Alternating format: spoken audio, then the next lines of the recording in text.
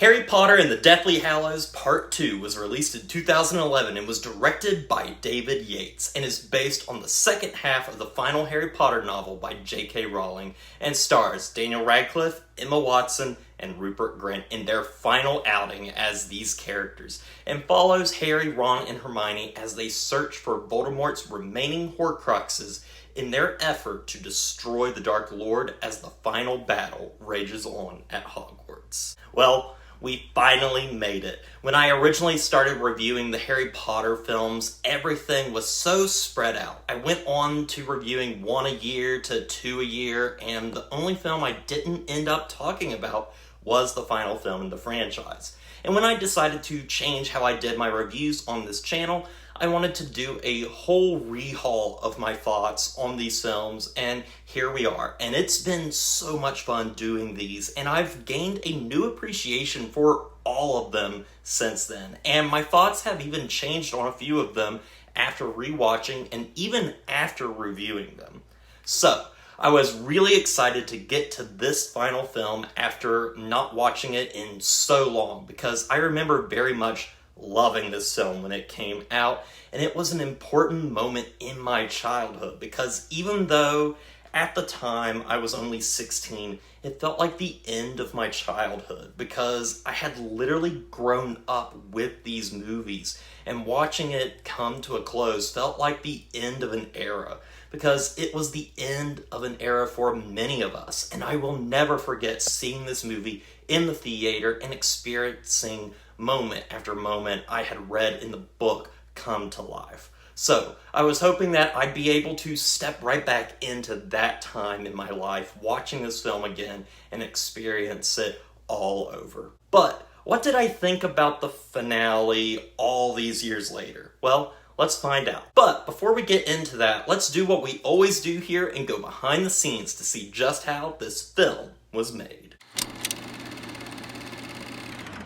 If you've already seen my Deathly Hallows Part 1 review, you'll already know that the film was originally planned as one movie, before being split into two. Both movies were shot back-to-back between February 2009 and June of 2010, with reshoots for the epilogue scene taking place in December of 2010. Whereas Part 1 was meant to be a road movie, director of photography Eduardo Serra described Part 2 as a big opera with huge battles. Because of the films being shot back-to-back, most, if not all, of the crew that had worked on Part 1 worked on Part 2 as well, including Stuart Craig, the production designer who had been with the films since the very beginning. He had to recreate certain sets, such as the Gringotts Wizard Bank, which was made up of marble and big marble columns. They exaggerated the size for it wherever they could. As for Bellatrix's vault at the beginning of the film, they made thousands of pieces of shiny gold and silver. John Richardson, the special effects supervisor, made a floor that was capable of rising on different levels, so there was a physical swelling of the treasure. Stuart Craig mentioned about the challenges when it came to the Battle of Hogwarts, such as the sun rising behind the smoke, and the many massive destroyed walls, such as the entrance hall and the Great Hall and its roof. It was a big challenge, and it helped them when it came time to demolishing it completely. Visual effects supervisor Tim Burke said it was a major job staging the Battle of Hogwarts, and they had to do it in different stages of production. They had complex linking camera moves from wide overviews to flying into windows and interior spaces. This was accomplished by recreating the school digitally with the VFX company Double Negative. Because of this, they were able to save time on filming. Unlike with Deathly Hallows Part 1, which was originally intended for a 3D release, it wouldn't be until Part 2 that it would become a reality, as the 3D conversion process took place, and Yates himself would attempt to approach the 3D from a character and story point of view, rather than simple 3D trickery. And like many times before, it was originally planned for John Williams to return to do the final film score, but due to scheduling conflicts, he had to pass it up. Instead, Alexandre Duplat, who scored Part 1, returned for the second part. In an interview, Duplass brought up the challenge of scoring the final film and that there were a lot of expectations to fulfill. He also made it clear that Williams's themes would be present in the film, unlike previous films in the franchise. The movie eventually had its world premiere, though, on July 7th, 2011 in London, and premiered in New York City on the 11th of that month as well. On its release, the film had a worldwide gross of $1.342 billion. It became, at the time, the third highest grossing film, the highest grossing film of 2011, and the highest grossing film in the franchise, as well as book adaptation. Deathly Hallows Part 2 was a mega hit due to the anticipation of 10 years of build-up. Critically, the film was well received, more than any other Harry Potter film, with critics finding it visually dazzling and powerfully acted, and worked as a satisfying conclusion to the franchise. CinemaScore awarded it an A on a grade scale from A+ to an F. Some criticism for the film was pointed towards the film's shortened runtime, not being able to appropriately send off all the multitude of characters in the film. As for the movie, during awards season, it would go on to be nominated for Best Art Direction, Makeup, and Visual Effects at the 84th Academy Awards, and was named one of the top 10 best films of 2011 by the National Board of Review. Now, with all of that out of the way, let's go into my thoughts on the film. Like I said at the beginning of this review, this was one of those films that came out that was sort of the end of my childhood. I had grown up with the Harry Potter franchise. I had been with it since the beginning when I saw the first film in the theaters. As far as I know, Sorcerer's Stone was the first film I ever watched in a theater, and so this film, marking the end of a 10-year movie journey, was so important to me. I loved this film when it came out. To me, it was everything it needed to be. It was the perfect conclusion in my eyes for a kid of 16. And I'll never forget my first time seeing Snape's death, or the memory that Harry sees that he gives him, or the final battle between Harry and Voldemort, or the final moments of the film set 19 years after the events of the movie. Everything about it was so magical to experience, and it meant the world to me. However, even then, and more so now, there are things about this movie, as much as I do love it, that do bother me. Only slightly, but don't hurt my overall enjoyment. I just want to get that out of the way quickly. I definitely don't think this is the best Harry Potter film, like critics and even some fans state it is. In fact, I find parts of it flawed, but I still think this is a solid and even satisfying ending that just happens to have some small problems here and there that stop it from being the best in the franchise, which I feel like it could have easily been.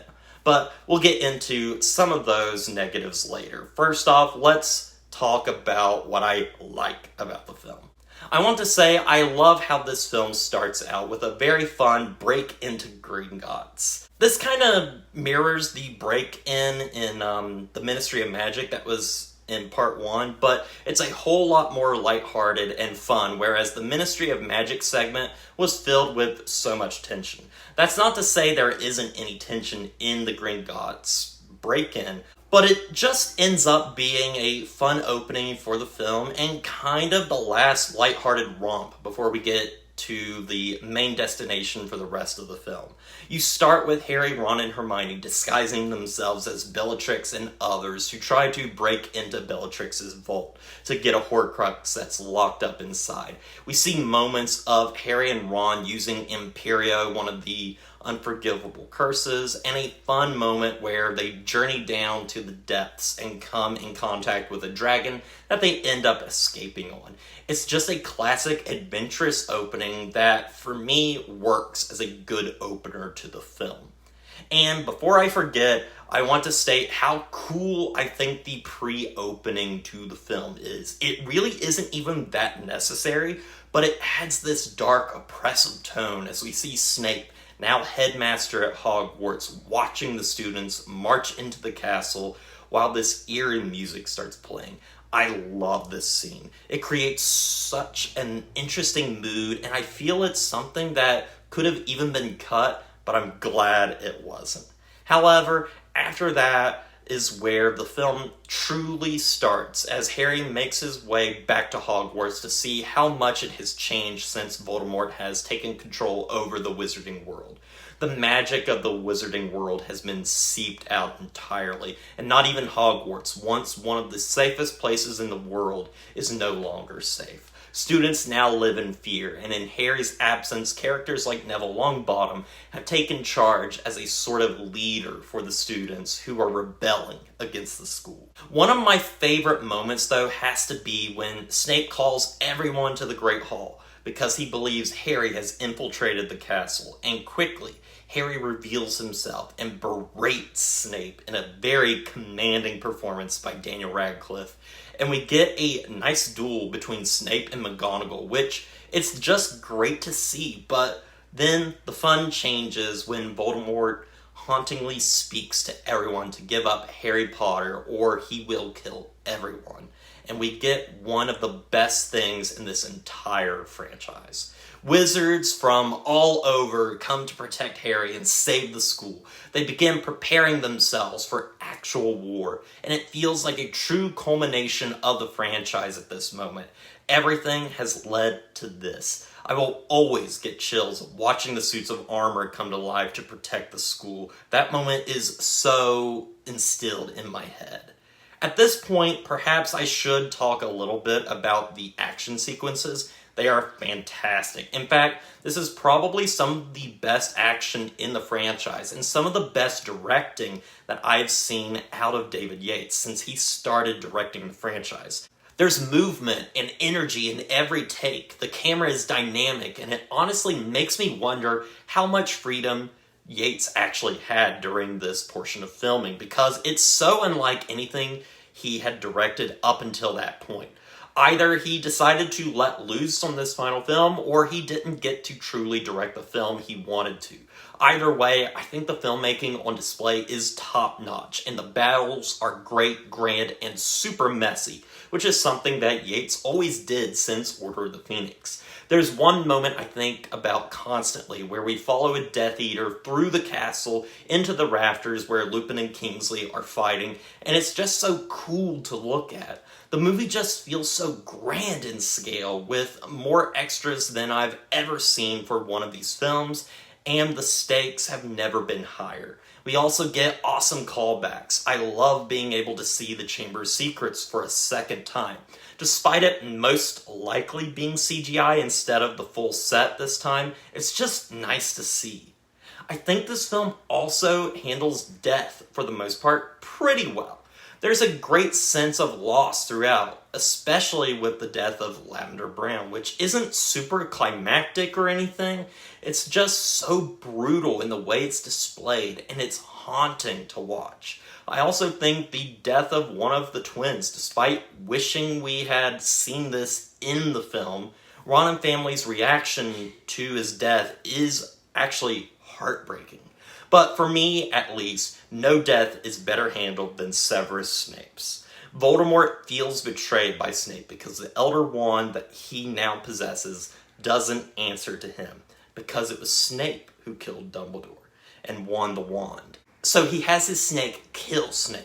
We then get this wonderful scene where Harry stands at Snape's side and we see him for the first time vulnerable and sad as he gives Harry tears to place into the pensieve to look at particular memories he wants him to see.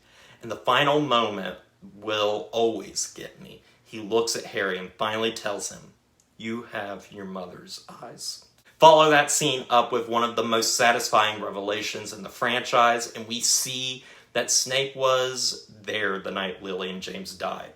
We learn that he loved Lily, and despite all his flaws and being a very horrible person all his life, he was ultimately on the side of good and helped Harry, not because he really wanted to, but because of Lily. There's also something beautiful and chilling about seeing Lily's final moments and the baby Harry with a bloody scar. But we learn through all of this the true revelation and why this scene matters. The only way to defeat Voldemort is for Harry to die as well. After this, the film really takes a turn, and we get perhaps my favorite moments of the film, where Harry accepts his fate and journeys into the forest to meet with Voldemort. He uses the Resurrection Stone, which he's had with him all along, concealed in the snitch he won in his first game of Quidditch, and he sees his loved ones once again, who will be with him until the very end. Follow that up with a great scene between Harry, between the crossroads of life and death, speaking to Dumbledore, and it's literally perfect. After that, it's moment after moment of pure adrenaline. We get a triumphant character-defining moment for Neville as he proves himself a true Gryffindor by pulling the Sword of Gryffindor out of the hat and destroying the final Horcrux. And we finally get that final showdown between Harry and Voldemort that the trailers promised, and it's truly mesmerizing to watch. I also love the final moments where it's just Harry, Ron, and Hermione on the battlements, the three who started it all as we fade out. But thankfully, the film doesn't stop there, and we get an epilogue with the characters we grew up with sending their own children off to Hogwarts, and this is the magic of what makes that moment work so well. I've made a point with all my reviews to talk about the music for each film. We had the first three scored by John Williams. They are magical and iconic, and the music of the first two is what I think of when I think of Harry Potter. Williams did the score for the third film, but it was different as directors changed. From that point on, the composer and music would change in the movies and be inconsistent with each other. But here we end the film as we ended the first two films, with the familiar John Williams score, and I couldn't imagine it ending any other way. That ending and that music is perfect, and I have to say the score for this movie overall is really good. It's hauntingly beautiful and works by showcasing the seriousness this title needs. The haunting score we see at the beginning of the film is my absolute favorite, though. Now, it's that time to finally go into a bit of my negatives. I will say right up front that I don't think there's a single bad thing in this film. Just things I wish they had done differently or even kept in. One thing I wish that was done was the film's length. I think just over 2 hours is not long enough to satisfyingly tie up everything with every character. Because of this, some characters, beloved characters even, get pushed to the wayside, and I just wish that wasn't the case. I also wish the film had the scene of Malfoy helping Harry, which was even filmed, but ultimately cut. I also have to complain a little bit about something that really does bother me in this film, and those are the crowd-pleasing moments. These are moments that are in movies that are designed specifically with the intention of making people applaud in a theater. You see this all the time in the MCU, especially in the Avengers movies, and you see that here too. Whether it's McGonagall telling them to put all of Slytherin House in the dungeon, or her saying, "I always wanted to use that spell," or Neville and Luna getting together, which is pure fan service. But I digress. But my least favorite moment is when Molly Weasley kills Bellatrix, and not only does she kill her, she makes her explode, and the actress then smiles at the camera, and it feels so forced. Like, yay, she just killed somebody, isn't that great? It just feels unnatural, and I don't care for it. There's also a problem that comes at the end with the final battle between Harry and Voldemort, where visually, it doesn't make much sense how Voldemort is even defeated. It's not conveyed well to the audience, in my opinion, and makes for a pretty confusing end for the main villain. I also have to mention this. This is the one other time I'll bring up the book to say this. I think the book did this ending better. When I originally read the book back when it was released, I was disappointed that Voldemort and Harry didn't have a climactic battle. It was a battle of words instead, and I was excited to see that an actual battle would happen between the two. And when I finally saw it in the theaters, I admitted that I kind of liked the ending in the book where they just talked more. It wasn't about them facing off against each other. The duel wasn't what was important. The book services the characters, and the movie provides the spectacle, which isn't a bad thing. I just realize now, as I'm older, I prefer one over the other. In the end, though, Deathly Hallows Part 2 is a great film. It's got a few flaws here and there. It's filled with missed opportunities, weird moments that are mainly meant to be moments to cheer at in a theater, but not so much in the home. And the final battle itself always leaves me in confusion. But it's still great, satisfying, and emotional, with the actors giving it their all and clearly having a lot of fun, and does a great job of giving us a satisfying ending to a long-running franchise. And with all that said, I'm going to give Harry Potter and the Deathly Hallows Part 2 an 8 out of 10. I know there's plenty of people that love this film, think it's a masterpiece, and even is the best Harry Potter film, but I just can't say the same. But I can say that this is a great film and a great conclusion to the franchise, even with any problems I might have with it. But the journey doesn't end here. I could just end these Harry Potter reviews and call it a day, but I want to go one step farther and look at the Fantastic Beasts films, which got cut short, ending with the third film instead of the planned 5 films, and give them their due, because I find all 3 of them, and yes, I mean all 3, a bit underrated, and they deserve to be looked at in a positive light, despite any flaws they might have. So, look forward to those reviews coming soon, and as always, don't forget to like, comment, and subscribe to the channel, and stay positive.